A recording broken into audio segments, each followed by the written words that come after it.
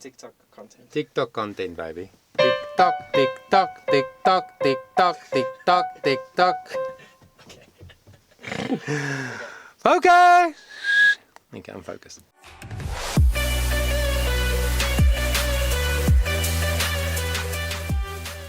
What's up, guys? Johan Bester here from Charisma Performing Arts, and I'm so excited today to be digging into The Voice USA season, I can't remember, but 2022. I think it's season 22 or 21, but you know, the next season. So unfortunately, I was unable to speak to you in the last 2 weeks, but we've already now been going for 2 weeks, as you know. If you're a follower of The Voice, so it's very exciting. I saw a lot of brilliant blind auditions. So I decided today I'm going to discuss 5 of those with you. So I just picked 5 that I thought looked interesting. I've watched some of them once. So it's almost like a first reaction that you're going to get from me today, because I haven't really analyzed any of it at all. I haven't had time yet. So very exciting. Here we go. Number 1. This is a guy called Andrew Igbokidi. I think he's from Nigeria originally, but he lives in Arkansas. Young guy, 22, very interesting voice, and he chose to sing When the Party's Over. So let's check it out. Let's put some headphones on. Daniel. It's almost like we haven't done this for like 3 weeks. Yeah! Okay, fine. Here we go. Oh, I love this song. Don't you know I'm no good for you?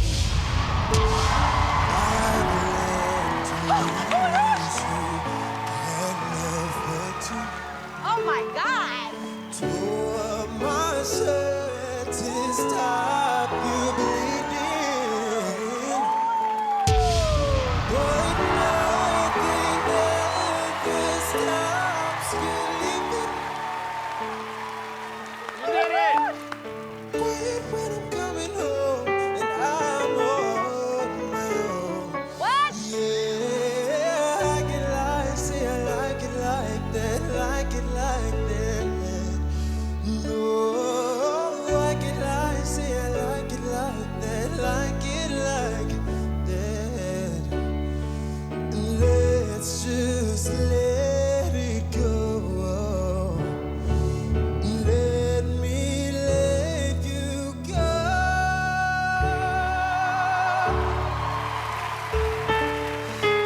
Wait when I'm coming home and I'm on my own.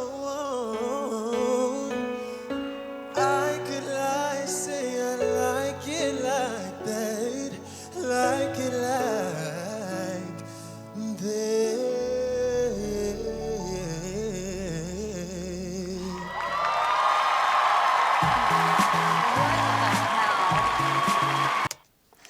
Wow. All 4 coaches.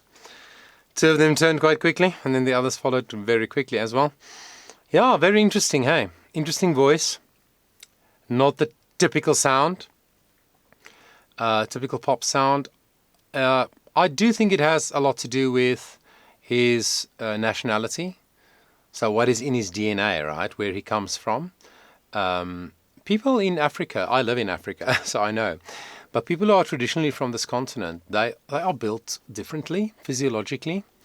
I've studied this a little bit, why the sound is sometimes different and so on. It's very interesting, just like in different parts of the world. I mean, people who speak Mandarin, people from countries like, Singapore and Vietnam and so on, the Japanese, people from South America, the way they shape their sounds also has a lot to do with the physiology, how it's built inside. So I think it has something to do with that, but also has a little fast vibrato like that, which is not evident all the time, which is good news for me, because it means like it's not just randomly there all the time. He can actually control it. I love how he tried to make the song his own. It obviously is a very different sounding like it like that. I think some of the tempo changes at the end, etc., wasn't necessarily, in my opinion, the best choice, but it didn't really matter because it was such an intriguing voice to listen to. And the melodic choices he made was very interesting. So he altered the original melody here and there, and incredibly skillful little riffs and runs and things. Very accurate, very much under his control. So I'm very impressed. And I think just looking at the person standing there, tall guy, very charismatic, I think he has a real charisma that draws people in. And you can hear some of that in his tone. So I really enjoyed that. I think he's the kind of very naturally gifted person who definitely will benefit a lot from getting coached by one of these guys. Because that natural gift of him is so powerful. And he's got some skill, obviously, some developed skill. But he needs to be coached into choices, arrangement choices, stuff like that, artistic choices, I think. And his stagecraft was very natural for me, but also that I think will develop as the show goes on. I think people will enjoy listening to him and looking at him perform, and I think people will keep voting, will vote him in eventually if he can get through all the battle rounds and that. But very exciting, Andrew Igbokidi. I'm looking forward to see what he does next. Then secondly, we're going to take a look at a guy called Omar Jose Cardona. I really enjoyed listening to this guy's blind audition. Just the power in that voice. Maybe you've seen it and you'll know what I'm talking about. But let's check it out. He was singing Separate Ways by Journey, right? A song from back in the day. Let's see. Let's see how it went.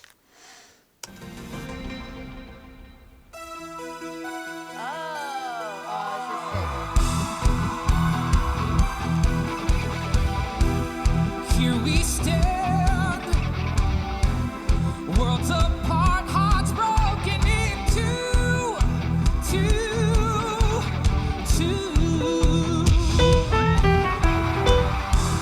Sleepless nights, losing ground, I'm reaching for you. Wow. Feeling that is gone can change your mind if we can go on to survive the time. Love you someday love will find you, break those chains that bind you. One night will remind you how we touched and went our separate ways. If he Ways. ever hurt you, true love won't desert you. You know I still love you.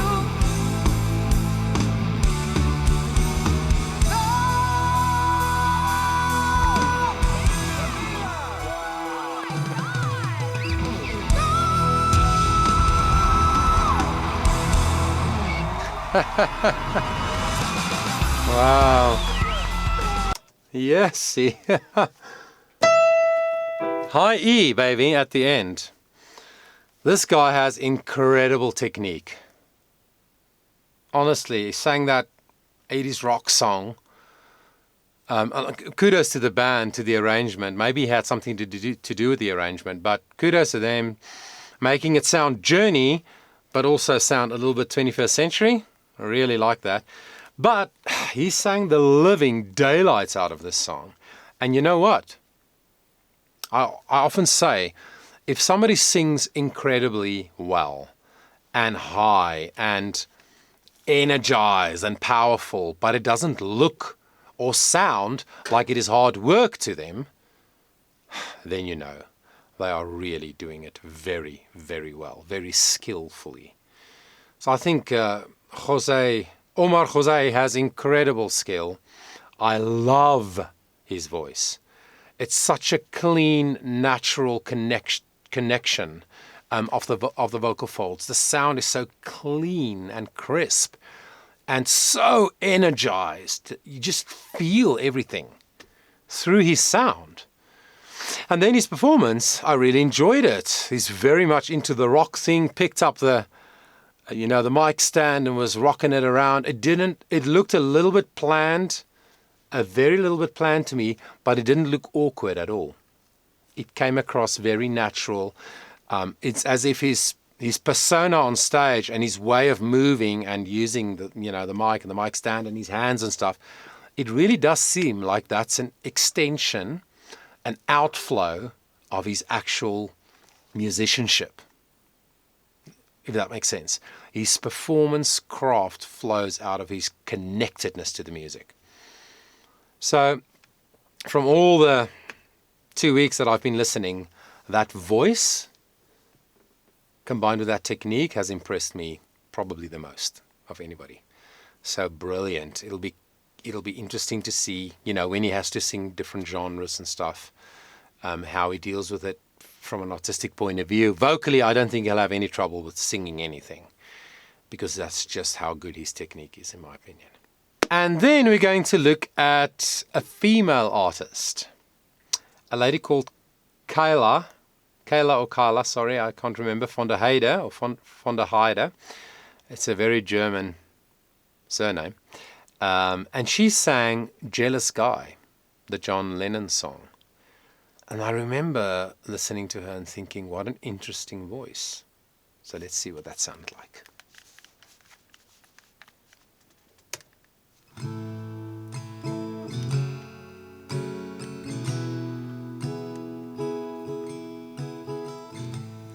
I was dreaming of the past, and my heart was beating fast. I began to lose control. I began to lose control.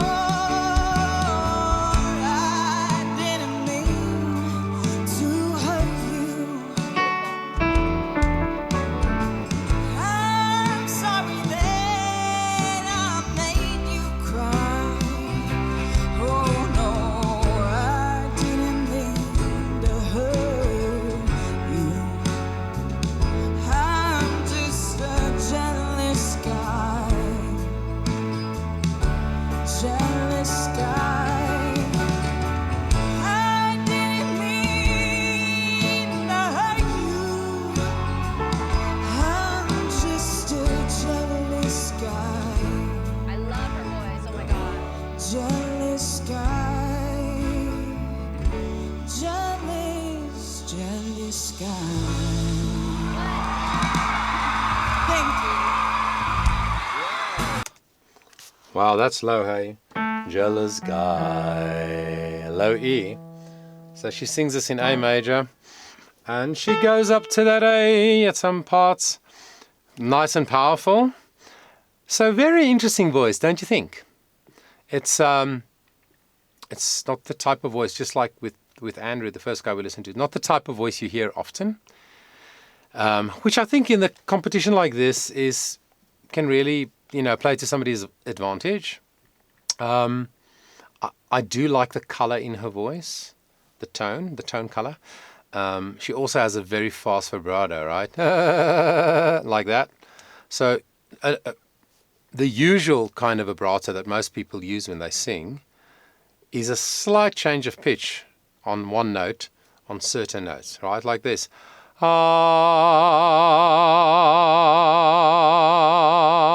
So that is the usual kind of vibrato that we mostly deal with. But this is a vibrato.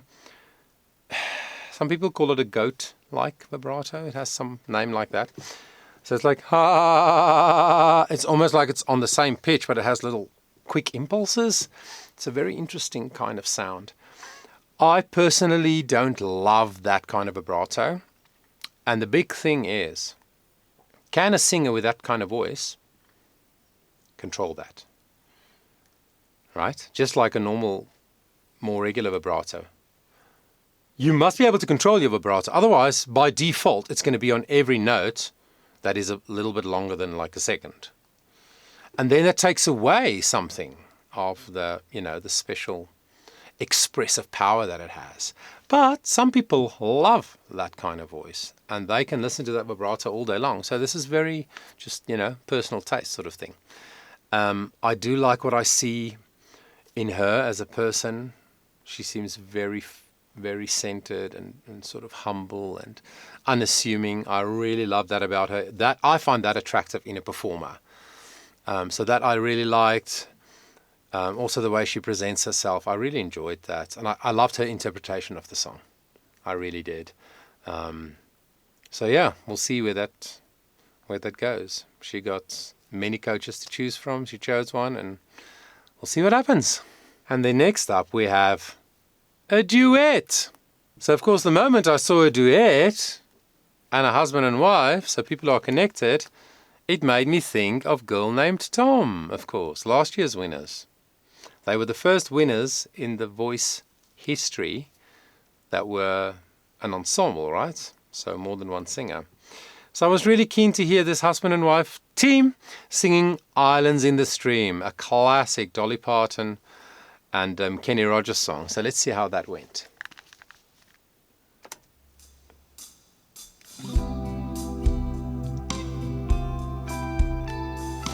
Baby, when I met you, there was peace unknown. I set out to get you with a fine-tooth comb. I was soft inside. There was something going on. Yeah. Tender love is blind. It requires a dedication. All this love we feel needs no conversation. And ride together. Making love with each other.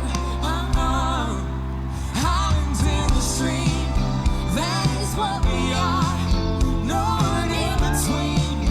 How can we be wrong? Stay away with me to another world, and we rely on each other. From one lover to another. Islands in the stream. That is what we are. No one in between. How can we be wrong? Sail away with me to another world, and we rely on each other. From one lover to another. From one lover to another.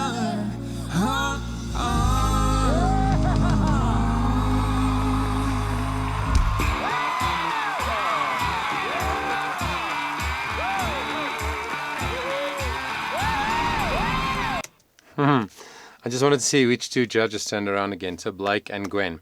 Okay.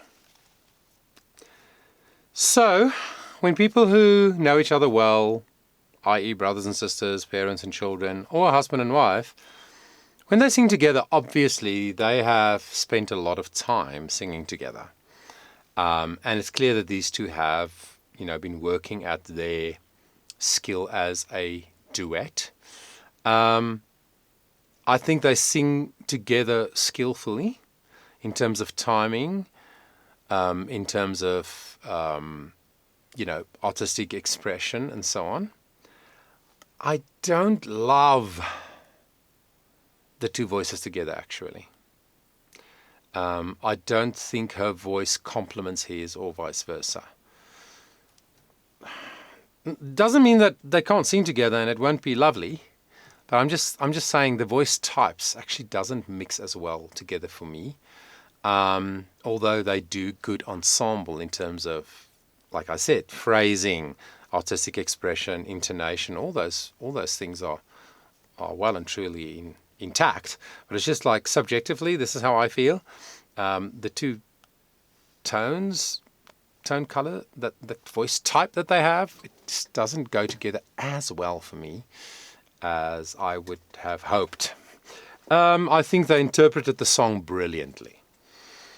Again, taking, an older song and keeping something of the original intention of the song, really just keeping it there, like not losing the core of what the song was always meant to be and what it always was, and then turning it into, with a bit of jazzy sevenths and things, turning it into something that sounds a bit fresh.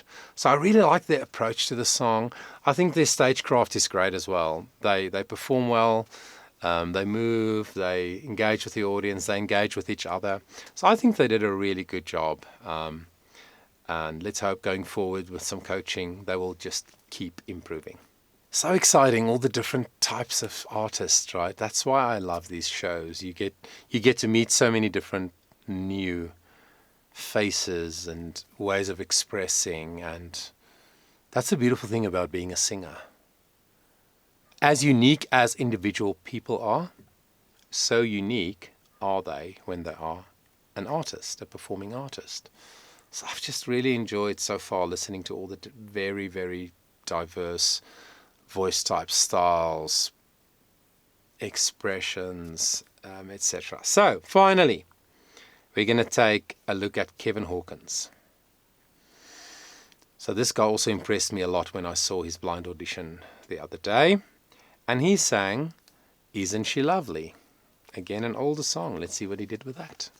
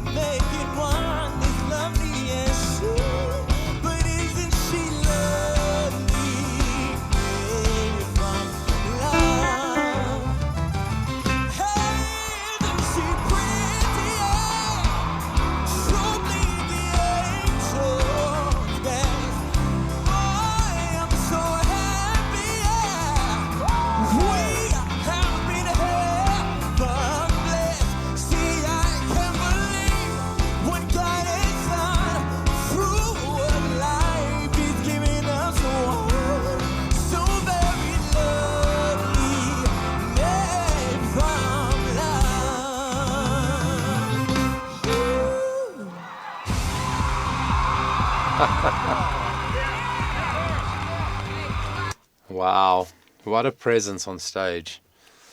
This person, this man Kevin, he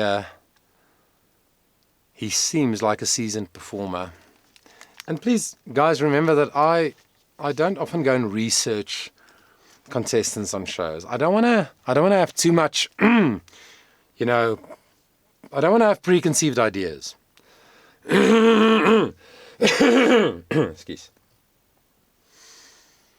I just want to listen and make up my mind about what I think upon a first or a second hearing.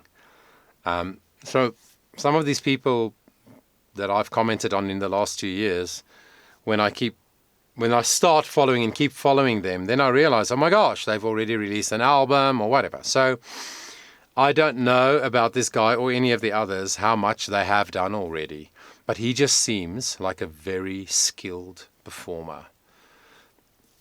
And one of them said, I think, Blake, in the comments, only you can pull off, wearing these silk pajamas on a stage. But he does. He fully pulls it off. And let's just be honest.